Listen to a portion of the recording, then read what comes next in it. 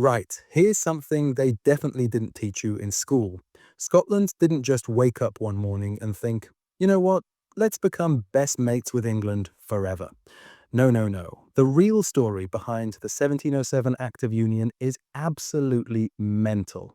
And it involves bribery, economic warfare, and one of the most catastrophic financial disasters in Scottish history. Stick around, because what you're about to discover will completely change how you see British history. Now, most people think Scotland voluntarily joined with England in some grand romantic union. Bollocks. The truth is far more sinister and fascinating.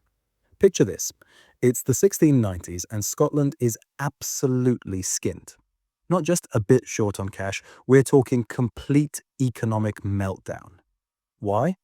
Because of something called the Darien Scheme. Scotland had invested nearly half of all the money in the entire country. Imagine that, half of Scotland's wealth, into this mad plan to establish a colony in Panama. They called it New Caledonia, and it was going to make Scotland richer than England. Spoiler alert, it was an absolute disaster. But here's where it gets properly dodgy. England actively sabotaged this venture. English colonies in the Caribbean were forbidden from trading with the Scots. English warships blockaded Scottish supply ships. William of Orange, who was supposed to be Scotland's king too, deliberately withheld military support. It's like your business partner secretly cutting your brake lines while smiling at your face. By 1700, Scotland was financially devastated. Thousands had died in Panama, and the country was facing potential famine. England knew this. They'd orchestrated this. Then, like a loan shark offering money to someone they've just beaten up, England presented the Act of Union. Join us, they said, and we'll pay off your debts. But it wasn't just economic pressure. Oh no. The English also played the succession game brilliantly. They passed the Act of Settlement, basically saying that if Scotland didn't accept the same Protestant monarchs as England, they'd treat Scotland as a foreign enemy. Trade would stop, war was implied.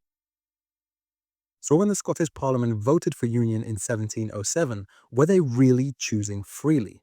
The vote was 110 to 67 in favour, but here's the kicker.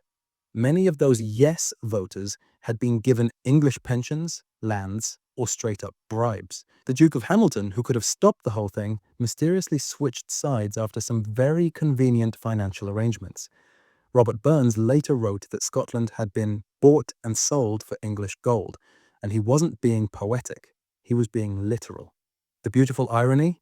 This forced union that Scotland entered out of desperation actually worked out rather well for both countries. But the idea that it was a willing partnership from the start? Complete myth. The real question isn't whether Scotland chose to unite, it's whether they had any choice at all. And that, my friends, changes everything about how we understand British history. What do you think? Was this economic warfare justified? Drop your thoughts below. And if you want more hidden truths about British history, smash that subscribe button. Trust me, there's so much more they haven't told you.